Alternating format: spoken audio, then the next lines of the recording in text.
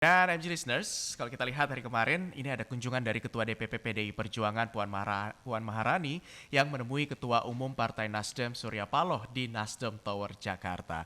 Nah, Surya Paloh menyebut menyambut Puan dengan pelukan hangat dan Puan Maharani menyebut Surya Paloh sebagai seorang senior dalam politik dan juga seorang paman. Dan untuk membahasnya, saat ini saya sudah terhubung bersama dengan Direktur Eksekutif Carta Politika, Mas Yunarto Wijaya. Selamat pagi Mas Toto, apa kabar? Selamat pagi Mas Abdi, kabar baik? Alhamdulillah kabar baik, sehat ya Mas ya? Harus sehat. Harus sehat. Oke, Mas Toto langsung saja nih saya mau Iya, dengar pendapat dari Mas Toto. Sebenarnya sinyal apa sih yang ingin ditampilkan oleh PDIP dalam hal ini karena disebut oleh Mbak Puan, Partai Nasdem ini adalah partai pertama yang dikunjungi oleh PDIP. iya sebetulnya saya melihat yang paling menarik ya pemaknaan dari pertemuan di Perjuangan dengan Nasdem kemarin bukan sekedar tentang koalisi 2024. Karena kalau bicara ke Nasdem Tower sudah pernah ada Pak Prabowo, bahkan SBY, dan kalau kita berbicara mengenai Mbak Puan pun pertemuan dengan Surya Paloh ini bukan tentang kepastian apakah akan ada koalisi untuk mendukung Puan. Ya. Saya lebih melihat paling penting adalah dalam konteks stabilitas politik dan kebangsaan, terutama untuk kalangan nasionalis ya, karena yang pertama paling penting adalah bagaimana ini dua partai yang kita tahu paling keras atau jelas positioningnya sebagai partai nasionalis. Tapi kita juga tahu isu keretakan atau gosip keretakan antara dua partai ini, ada persaingan, isu keretakan antara Ibu Mega dengan Bang Surya Paloh. Kemarin itu mencairkan segalanya. Sehingga kemudian yang paling diuntungkan menurut saya kemarin adalah pertama adalah bangsa ini, terutama adalah pemilih nasionalis. Yang kedua, Pak Jokowi dalam konteks ada simbolisasi yang kuat, isu keretakan di antara partai-partai pendukung koalisinya, tanda kutip sudah terasa lebih cair lah, minimal di mata kedua pendukung partai dan para pemilih. Baik. Tapi memang itu bisa dimaknai juga, menurut saya paling clear adalah masih cairnya dan dinamisnya peta koalisi menuju 2024.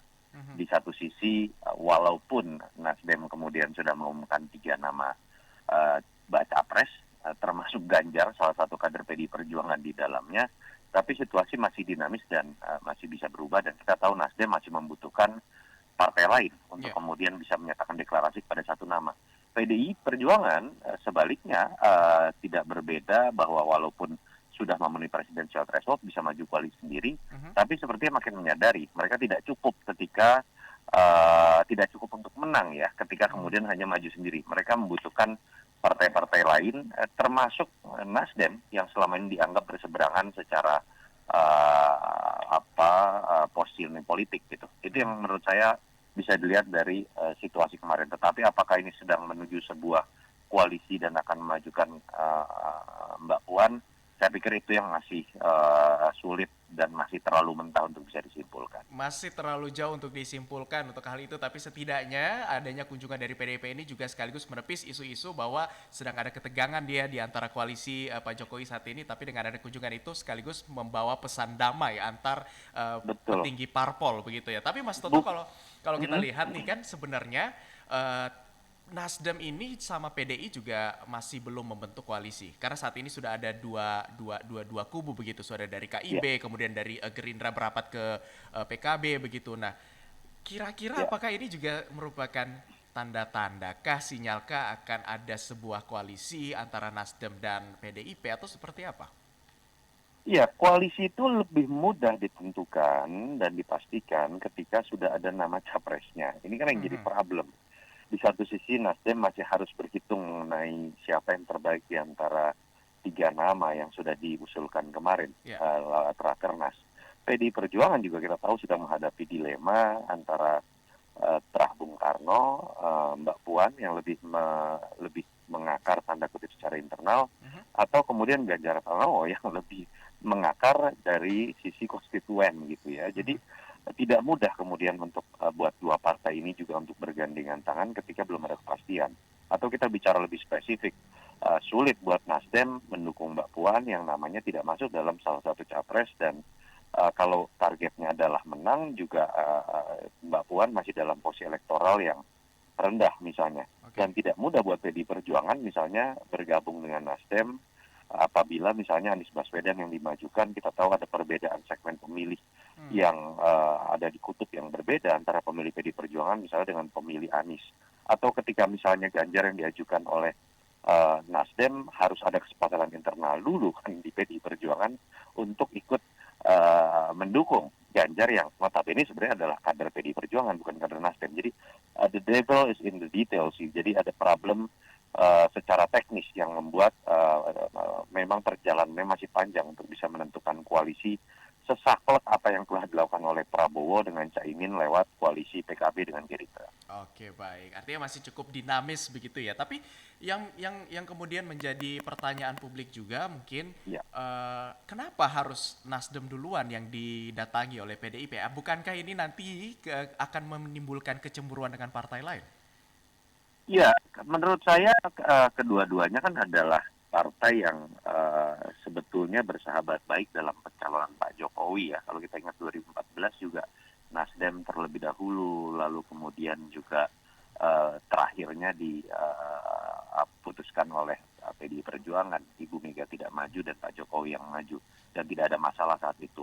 Seingat saya pun dulu Pak Bang Surya Paloh itu pertama kali sowan ketika Partai Nasdem mengikuti pemilu itu ke PDI Perjuangan dan Ya. memang ada hubungan baik yang punya histori lebih kuat ya dibandingkan dengan partai lain, terutama sosok Ibu Mega dengan Surya Paloh yang kemarin sempat diisukan ada keretakan dan itu yang menurut saya menjadi poin paling penting dari situasi kemarin kan, sebuah pertunjukan yang tidak hanya menunjukkan peluang terjadinya koalisi secara taktis dalam konteks ingin mendapatkan kekuasaan, tapi lebih daripada itu menepis isu kerenggangan antar dua partai di koalisi pendukung Pak Jokowi, dan kita tahu ini dua politisi senior yang menjadi simbol dari kekuatan nasionalis, sehingga menurut saya maknanya menjadi sangat besar dibanding sekedar koalisi. Tapi itu juga ya mungkin secara sengaja atau tidak sengaja ingin ditunjukkan oleh PDI Perjuangan dengan memilih Nasdem sebagai partai pertama yang dikunjungi. Lebih besar dari sekedar koalisi. Nah, ini juga nih yang mungkin menjadi pertanyaan, karena kan mereka kalau kita lihat sejarahnya tahun 2014 lalu kata Mas Toto juga mereka sempat menjadi partai pendukung begitu sama-sama Ya, waktu itu. Nah, ya. mungkinkah bisa kembali Nasdem dan PDIP kembali berkoalisi? Seberapa besar sih Mas peluangnya dengan kalau kita lihat dinamika politik saat ini, bahkan sempat ada isu kerenggangan gitu. Peluangnya berapa besar? Iya, sebetulnya akan ditentukan oleh tadi ya, nama capres yang muncul dan bagaimana pengelolaan kendala teknis di antara kedua partai ini. Ya. Katakanlah pilihannya ada dua yang terkuat. Ya. Ketika misalnya yang dipilih adalah Ganjar Pranowo, yang menarik kan adalah berarti Ganjar akan tetap mewakili PDI Perjuangan di situ karena dia masih Betul. kader PDI Perjuangan. Yang menarik bagaimana kemudian Nasdem memposisikan dirinya memiliki representasi di situ. Pilihannya bisa dua, Anies Baswedan menjadi wakil atau Andika Perkasa menjadi wakil. Itu yang menurut saya akan jadi PR buat partai Nasdem untuk memutuskan, dan harus didahului terlebih dahulu oleh keputusan internal PDI Perjuangan untuk memajukan Ganjar Pranowo. Berarti nggak ada peluang nama Puan di situ, Mas Toto? Nah, bisa juga atau pilihan kedua ketika nama Mbak Puan yang dimajukan. Tetapi kalau berbicara ingin menang, kita tahu Mbak Puan level elektabilitasnya ada di bawah Ganjar Pranowo atau Anies Baswedan. Ya. Logikanya menjadi sulit untuk kemudian misalnya Anies Baswedan dijadikan calon wakil presiden oleh Mbak Puan Maharani, karena logikanya biasa yang menjadi capres adalah yang elektabilitasnya lebih tinggi. Tapi kan juga tidak mudah buat PDI Perjuangan mengalahkan dirinya karena memang partainya sampai saat ini masih lebih tinggi minimal di survei atau hasil pemilu 2019 dibandingkan dengan Nasdem. Di situ ada kendala teknis yang lebih sulit terrealisasi ketika nama Mbak Puan yang dimunculkan.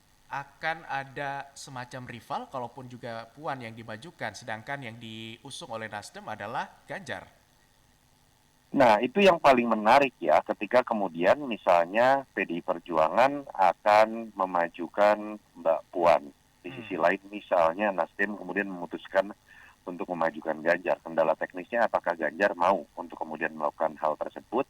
Tapi kalau itu terjadi, menurut saya sebuah hal yang sah-sah saja dalam demokrasi, dan yang paling penting adalah kesepakatan di panggung belakang siapapun yang menang di antara mereka, ketika mereka menyadari sebetulnya secara ideologi punya garis yang sama, pola pemikiran mengenai bangsa dalam garis yang sama terbukti dari 2 pemilu, Mhm. seharusnya mereka punya kesepakatan bahwa ketika salah satu di antaranya menang, harusnya bisa diajak bergabung dalam kekuasaan sehingga bisa menghilangkan polarisasi seperti apa yang kita lihat dalam 2 pemilu kemarin. Baik. Jadi rivalitas jangan kemudian diharamkan dalam demokrasi, yang terpenting adalah jangan permanenkan itu sebagai sebuah polarisasi dan potensi konflik yang kemudian akan berpengaruh di level masyarakat bawah secara horizontal. Nah, itu yang perlu digarisbawahi. Tapi Mas Toto, kalau misalkan kita lihat untuk PDIP sendiri, kalaupun nanti seandainya dia tidak memilih untuk bergabung dengan koalisi ataupun membentuk koalisi baru begitu, secara Ya, syarat kan dia sudah bisa begitu, sudah memenuhi presidensial